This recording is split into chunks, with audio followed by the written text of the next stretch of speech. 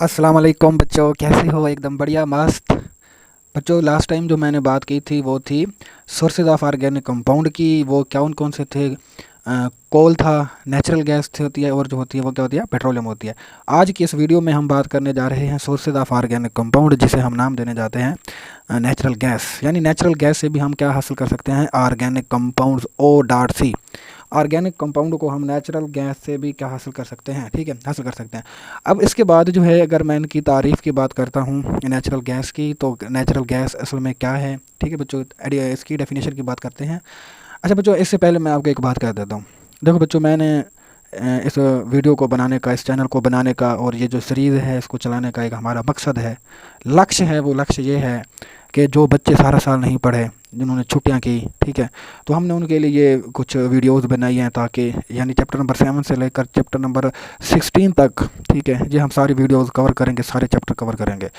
तो अभी भी आपके पास वक्त है कि आप स्कूल जाना छोड़ दें, वक्त ज़ाया ना करें। आने जाने में वक्त लगता है, पैसा भी लगता है, ठीक है। तो आप ये वीडियोस देख लिया करें, इनको तवज्जो से सुन लिया करें, जो मैं बातें आपको बताता हूँ, किताब से पढ़ भी लिया करें। ये चीज़ें, जो ये जो मटेरियल है, ये आपके लिए हेल्पफुल है, और ये काफ़ी है आपको पेपर्स के अंदर एक अच्छे मार्क्स जो है दिलवाने में। आजकल जदीद दौर है, ठीक है बच्चों, यूट्यूब का दौर है। आप स्कूल जाए ना, ये सोशल मीडिया से आप पढ़ लें, ये आपके लिए काफ़ी है, ठीक है। और ये जो हम कंटेंट बनाते हैं ना, ये बहुत काम का कंटेंट होता है, ये किताबों में इतनी वजाहत नहीं मिलती। तो ये बिल्कुल मैं एक इजी वर्डिंग यूज़ करता हूँ। तो ये सारी चीज़ें जो है ना, आपने यहाँ से हासिल करनी है। तो पहले की तरह आप कापी पेंसिल जब भी पढ़ने बैठते हैं, कापी पेंसिल उठा लिया करें, ठीक है। कापी पेंसिल उठा लिया करें और ये नोट्स बनाते जाया करें। मैं इन नोट्स की तस्वीरें भी आपको डिस्क्रिप्शन के अंदर ये लिंक भेज दूंगा, आप वहाँ से ये डाउनलोड कर सकते हैं। मैं आपको बता रहा था कि जो नेचुरल गैस है वो O.C यानी ऑर्गेनिक कंपाउंड का क्या है, सोर्स है। तो नेचुरल गैस के अंदर असल में क्या होता है? ऑर्गेनिक कंपाउंड होते हैं। तारीफ की बात करते हैं तो क्या है? ये एक गैसियस मिक्सचर है, गैसियस मिक्सचर है of low boiling point hydrocarbons. ठीक है, गैसेस के जो बॉइलिंग पॉइंट्स होते हैं वो लो होते हैं। H.C का मतलब होता है हाइड्रोकार्बन्स। तो लो बॉइलिंग पॉइंट हाइड्रोकार्बन होते हैं, जो ज़्यादातर जो है विच मेनली, यानी कि जो इनका मेन जो कंपोजिशन है नेचुरल गैस की, वो क्या है? मीथेन गैस है। जो तकरीबन जो है हमारे पास मीथेन गैस जो होती है, इसके अंदर कितनी होती है?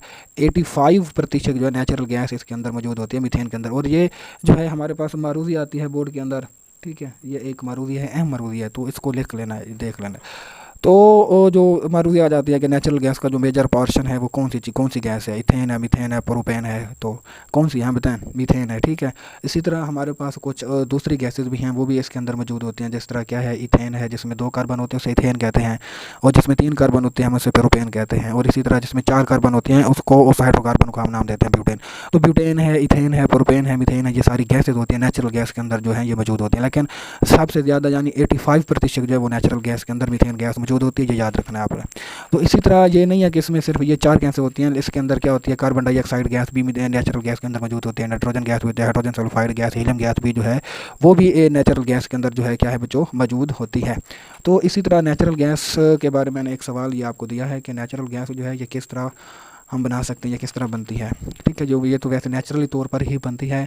ऑर्गेनिक मैटर, अब ये आपको अगर पता नहीं है, आप सेकेंड ईयर की क्लास में आ गए और आपको पता ही ना हो कि ऑर्गेनिक मैटर क्या होता है, तो फिर तो शाबाश है। जब ऑर्गेनिक मैटर की डीकम्पोजिशन होती है, डीकम्पोजिशन का मतलब होता है तोड़, कंपोजिशन का मतलब होता है बनना, डी लफ्ज़ जब आता है तोड़ना, डीकम्पोजिशन ऑफ ऑर्गेनिक मैटर जब टूटता है, इस तरह जिस तरह हम इंसान हैं, हम खुद भी एक ऑर्गेनिक मैटर हैं, एनिमल हो गए, प्लांट्स हो गए, ठीक है। अगर ये सारी चीज़ें क्या हो जाएँ? डीकम्पोज हो जाएँ, यानी डेड हो जाएँ, उसके बाद ये डीकम्पोज हो जाएँ, तो जो क्या बनती है? ये एक ऑर्गेनिक कंपाउंड जो है, यानी कि सोर्स जो है नेचुरल गैस बनता है। इसी तरह नेचुरल गैस के जो हैं यूजेस की अगर हम बात कर लेते हैं, ये शार्ट सवाल अगर आपको दे देता है कि नेचुरल गैस के यूजेस की बात करें, ठीक है, लिखें, तो आपने लिखना होगा कि इसको पावर जनरेशन के अंदर इस्तेमाल हम कर सकते हैं, ठीक है। ये बड़ी बड़ी आपने मिलें देखी होंगी, आटा मिल होती है, चावलों की जो मिलें होती हैं, तो इसी तरह कपड़े की मिलें, इनके अंदर ये बड़े बड़े हम जनरेटर चलाते हैं इलेक्ट्रिसिटी पैदा करने के लिए, यानी पावर जनरेशन में इनका इस्तेमाल है। सीमेंट इंडस्ट्री के अंदर भी इसका जो है वो क्या किया जाता है? इस्तेमाल किया जाता है। फर्टिलाइज़र यानी यूरिया, DAP खादों बनाने में भी इसका जो है वो बहुत ज़्यादा इस्तेमाल किया जाता है। और इसी तरह इसको कुछ इंडस्ट्रीज़ के अंदर एज ए फ्यूल के तौर पर भी हम क्या करते हैं? मुख्तलिफ़ चीज़ें पकाने के लिए इंडस्ट्री के अंदर बहुत सारी चीज़ें, ठीक है, चूँकि हम बहुत सारे प्रोडक्ट तैयार करते हैं, कभी कभी हम उनको हीट करके भी बना रहे होते हैं तो जो नेचुरल गैस है इसको वहाँ पर भी यूज़ करते हैं। तो इसी तरह डोमेस्टिक पर्पज़, ये जिस तरह आप खाना बनाते हैं डोमेस्टिक यानी घरेलू पर्पज़ के लिए, खाना बनाने के लिए। अब तो वैसे भी रोज़े आ रहे हैं तो आपने शहरी करनी होगी हैं, तो सुबह सुबह उठेंगे और हाँ जी गैस नहीं होगी तो फिर आप सिलेंडर भरवा के रखते हैं जी। हाँ जी, रोज़े रखने हैं आप लोगों ने, ठीक है, अल्लाह अल्लाह भी किया करो। इसी तरह हमारे पास सीएनजी यानी कंप्रेस्ड नेचुरल गैस, इसका जो एब्रीवेशन है। ऑटोमोबाइल्स यानी गाड़ियों के अंदर सीएनजी इस्तेमाल की जाती है। ये फ्रेंडली इन्वायरमेंट होती है, यानी कि माहौल को ज़्यादा, इससे माहौल को ज़्यादा जो है नुकसान नहीं, हानिकारक नहीं है माहौल के लिए। इसी तरह एलएनजी है, हाँ जी एलएनजी का आपका एब्रीवेशन आता है, बताएं क्या होता है। एलएनजी का जो एब्रीवेशन है वो लिख दूँ, लिक्विफाइड नेचुरल गैस लिख लेना, ठीक है, लिक्विफाइड नेचुरल गैस।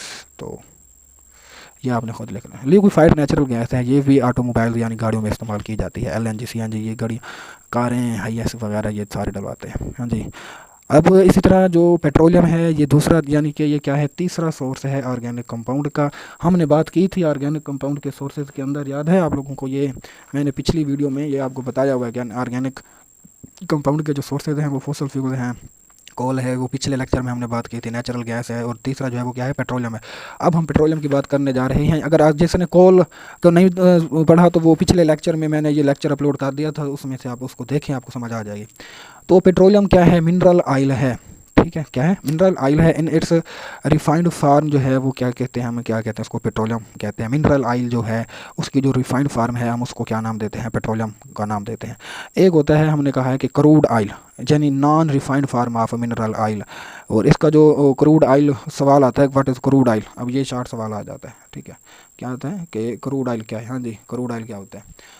तो क्रूड ऑयल की बात हम थोड़ी आगे जाकर बात करते हैं, यानी आप इस तरह फिर हाल समझें कि नॉन रिफाइंड फार्म जो है वो उसको आप नाम दे सकते हैं। और इसका जो कलर होता है वो क्या होता है, ब्लैक लिक्विड, एक लिक्विड होता है ब्लैकिश कलर का, ठीक है। तो पेट्रोलियम जो है वो बच्चों किस तरह बनता है, वही बात है कि हम बात करते हैं डेड रिमेनिंग ऑफ प्लांट और एनिमल जो थे वो पृथ्वी के अंदर क्या हो जाते हैं, बर्रेड हो गए थे। तो पृथ्वी के अंदर कुछ तब्दीलियाँ आई थी, तापमान की और प्रेशर की, यानी टेम्परेचर में वेरिएशन आई थी। तो जो रिमेनिंग ऑफ प्लांट्स थे वो क्या हो गए थे, तब्दील हो गए थे। किन के अंदर, पेट्रोलियम के अंदर, कोल के अंदर, नेचुरल गैस के अंदर जो है वो क्या हो गए थे, तब्दील हो गए थे।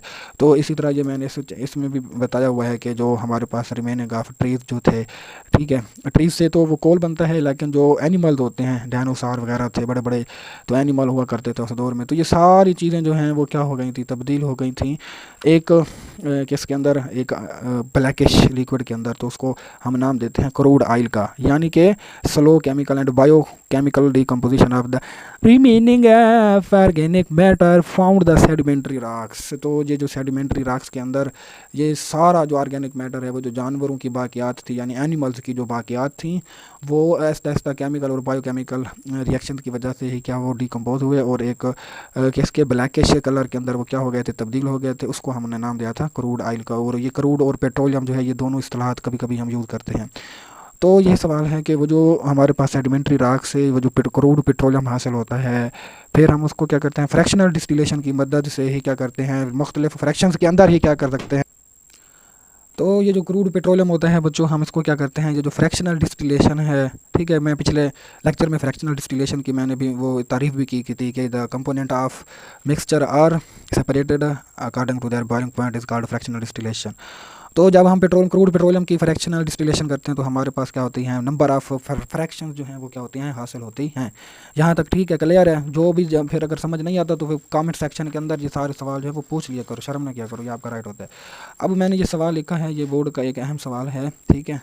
तो name the fractions which are obtained by the fractional distillation of petroleum, कि फ्रैक्शनल डिस्टिलेशन ऑफ पेट्रोलियम से जो वो हमारे पास फ्रैक्शन हासिल होते हैं वो कौन कौन से होते हैं, इनके नाम लिख दिया करें, आपको 2 नंबर मिल जाएंगे। एक नेचुरल गैस है, पेट्रोलियम ईथर है, लिग्रोइन यानी नेफ्ता है, इसी तरह गैसोलीन है, केरोसिन ऑयल होता है, गैस ऑयल होता है, लुब्रिकेटिंग ऑयल होता है, ग्रीस हो गई, पैराफिन हो गया, एस्फाल्ट हो गया, पेट्रोलियम कोक हो गया, ठीक है।